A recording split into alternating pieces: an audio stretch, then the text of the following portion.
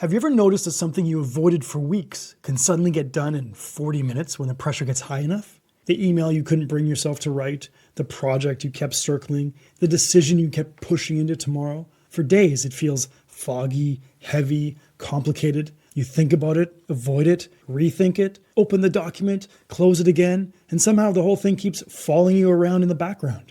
Then something changes. The deadline gets close. Someone is waiting. The consequence becomes real, and suddenly a completely different version of you appears. You move quickly, you stop debating, you stop needing the perfect mood, the perfect plan, or the perfect conditions. You just act. And afterward, part of you may even say, I guess I just work better under pressure. But do you? Or has pressure become the only thing strong enough to cut through the resistance? That's what I want to explore in this video, because a lot of people think they have a procrastination problem, a discipline problem, or a motivation problem, when a deeper pattern may be running underneath all of it.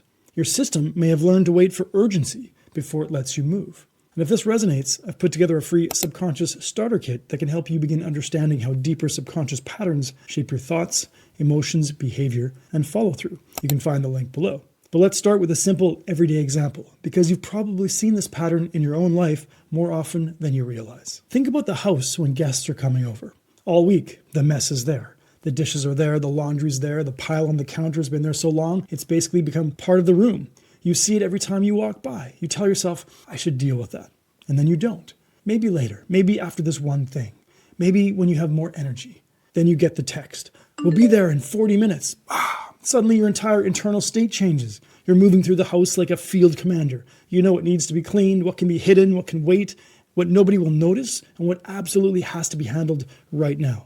There's no long inner debate, no search for motivation, no waiting to feel inspired. The pressure makes the decision for you. And that small everyday moment reveals something much larger. Many people don't avoid action because they're incapable of moving. They avoid action until the emotional pressure of not acting becomes stronger than the emotional resistance to acting. That's a very different problem. If you only tell yourself, I need more discipline, you may miss the mechanism underneath the pattern. You already have the ability to act. You've seen it appear when the stakes get high enough. The deeper question is why that ability seems to stay locked away until pressure arrives. Urgency gives you borrowed certainty. When something becomes urgent, you no longer have to wonder whether to move. The deadline answers that for you. You no longer have to sit in the discomfort of choice. The consequence narrows the options. You no longer have to face the open space of possibility. The pressure creates a tunnel. Inside that tunnel, action can feel strangely obvious. This is one reason last-minute pressure can feel so powerful. It compresses the world. It reduces the noise. It gives your nervous system a clear signal. Move now. For a while, the strategy works. You get the thing done. You send the message. You finish the project. You handle the situation. Then the relief comes. And that relief teaches the subconscious something. Wait long enough, pressure will build. Pressure will create focus. Focus will create action. Action will create relief. Now the pattern has a reward. That's how people slowly train themselves to rely on crisis. Most people aren't choosing a stressful life on purpose. The loop builds quietly.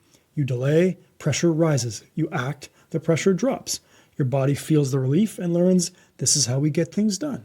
Over time, urgency starts to function like an external nervous system. It organizes you. It focuses you. It gives you energy. It tells you what matters first. And after enough repetition, calm action can start to feel almost unnatural. There's an old principle in psychology often called the Yerkes-Dodson curve. The simple version is this: a certain amount of activation can improve performance. Too little activation and you may feel flat, unfocused, or disengaged. Too much pressure and performance starts to break down. Think of drawing a bow. If there's no tension, the arrow doesn't go anywhere. If there's too much tension, your aim starts to shake. A useful amount of tension can wake up the system. Panic is what happens when the tension takes over. This explains why pressure can sometimes help. A close deadline can sharpen attention. A real consequence can wake up energy that wasn't there before. A little urgency can pull you out of drift. There's also research suggesting that threat can narrow attention. Under pressure, your mind tends to lock onto the most immediate cue and drop the wider picture. That can be useful when the house is on fire. It's far less useful when your whole life becomes a fire drill. So yes, urgency can create focus. The danger is when your system starts to believe focus requires urgency. Then you're no longer using pressure as an occasional tool. You're depending on it as the doorway into movement. If you've built an identity around being good under pressure, this can be difficult to see. You may get things done. You may pull it off. You may even be praised for it. You always come through. You're so good in a crunch. You somehow make it happen. And maybe you do. There can be real skill in that. There can also be exhaustion hiding inside it. The problem begins when pressure becomes the only state where action feels available. At that point, you start paying for progress with adrenaline. You pay for clarity with stress. You pay for movement with a nervous system that never gets to feel safe until something is almost on fire. This is why some people can't rest until things become urgent and can't act until rest is no longer possible. They live in the gap between avoidance and emergency. And the strange part is the emergency can feel almost relieving. Before the crisis, everything is uncertain. After the crisis arrives, at least you know what to do. That's how pressure becomes seductive. It hurts, but it simplifies. It drains you, but it focuses you. It creates chaos, but it also creates movement. And if you've been rewarded for that pattern long enough, you may not notice how much it's costing you. When there's no crisis, no deadline, no one waiting, no immediate consequence, the task can feel weirdly harder. The task itself may be simple. The emotional conditions are different. Now you have space, and space brings up what urgency hides. Doubt has room to speak. Perfectionism has room to stall. Fear has room to rehearse the future. You start wondering whether this is the right move, whether you're ready, whether you need to think about it a little longer. Compared to the sharp clarity of crisis, calm can feel suspicious. This is one of the hidden reasons people stay stuck in cycles they genuinely want to leave. They're not only avoiding the task, they're avoiding the state they have to enter in order to do the task calmly. Crisis action lets you say, I had no choice. Calm action asks you to choose before you're forced. That's more vulnerable than most people realize. When you send the message before it's urgent, you have to stand behind the choice while there's still time to feel exposed. When you launch the offer before the money gets tight, you have to face visibility without the dramatic justification of emergency. When you take the step before life corners you, the movement has to come from internal permission. And for many people, that's the unfamiliar part. They can act when the world demands it. They struggle to act when the only voice saying move is their own. I've seen this pattern with high performers, entrepreneurs, coaches, and people who genuinely care about their work. Someone has an idea they believe in. They have the notes, they have the plan, they have the outline, they have the half-built page, half-written email, half-shaped offer. For weeks, they circle it. Then something happens. The calendar gets too empty. The money starts feeling too tight. The opportunity window starts to close. And suddenly, the same person who was stuck is sending emails, posting content, making calls, finishing the page, having the conversations, doing the thing they avoided for weeks. From the outside, it looks like motivation finally arrived. From the inside, something else happened. The pressure became louder than the fear. And that can look like success for a while. You got moving. You made the thing happen. You proved you could do it. But the deeper lesson your system learned may be dangerous. It learned that action comes after panic. It learned that visibility comes after pressure. It learned that progress comes after the threat gets loud enough. Then, the next time you want to move forward, your subconscious looks for the familiar sequence. Stress first, then action, then relief. So when you try to act from calm, something feels missing. You sit down to work and feel strangely flat. You have time, but no traction. You have a plan, but no emotional charge behind it. Then the mind starts making meaning. Maybe I need a better system. Maybe I'm just lazy. Maybe I don't want it enough. Those explanations can sound convincing, but they may be pointing in the wrong direction. Your system may simply not recognize calm as a signal for action yet. It has learned that pressure is the signal. Your subconscious is constantly tracking patterns. What led to safety? What led to danger? What led to relief? What led to pain? If action has been repeatedly paired with pressure, urgency, adrenaline, or last-minute intensity, then your system can start to associate movement with stress. The body learns the sequence long before the conscious mind gives it a name. This is why insight alone often doesn't change the pattern. You can understand the cycle perfectly and still repeat it. You can know you're waiting too long and still feel unable to move early. You can create a plan on Sunday night and abandon it by Tuesday afternoon. The conscious mind may want calm, consistent action. The subconscious may still be waiting for the old trigger, urgency. That's why the work has to go deeper than another productivity trick. A calendar can help, a system can help, a deadline can help. All those things are fine. But if your deeper association is still pressure means action, then your system may keep finding ways to recreate pressure.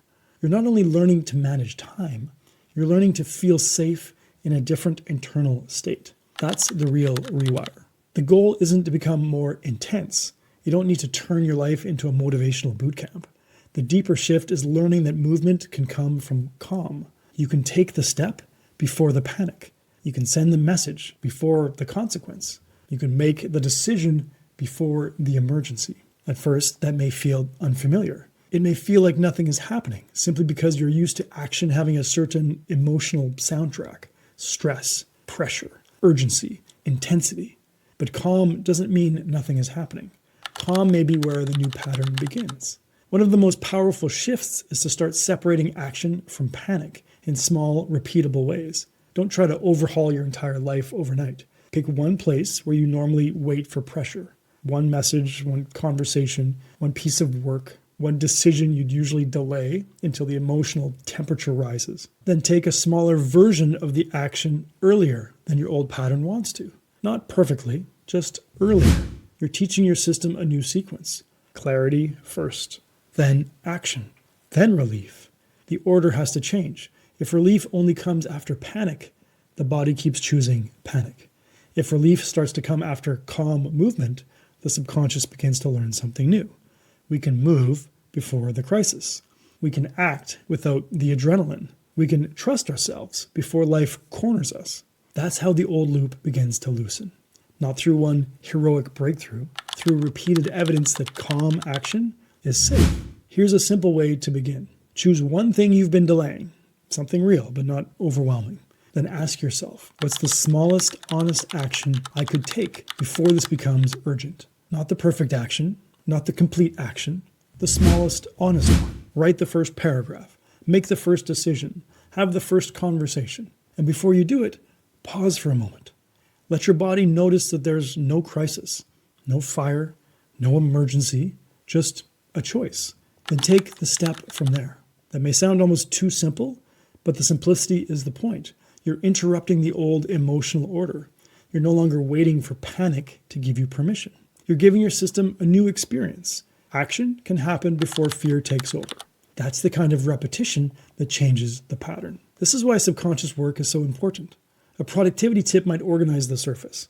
A better plan might help you see the next step. But when the deeper association is pressure means action, the system often keeps recreating pressure. The deeper work is helping your subconscious experience a new internal reality. Action can be safe. Visibility can be safe. Movement can be safe. Progress doesn't have to arrive through panic. If you want a simple place to begin, I created the free Subconscious Starter Kit. Inside, you'll get a few short orientation videos and the Sanctuary Session guided audio track, designed to help you begin working with your subconscious more directly. This isn't about hyping yourself up for another burst of motivation. It's about starting to experience change from a calmer place inside you. You can find the link below this video. As you go through the rest of your day, just watch for this one pattern. Notice where you're waiting for urgency to give you permission. Notice where pressure has become the thing that makes action feel possible. Then ask yourself a different question. What would it feel like to move before the crisis? Not to fix your whole life today, not to do everything, just to take one clean step before panic has to drag you there. That may be where the new pattern begins. Remember, breakthroughs begin within. Bye for now.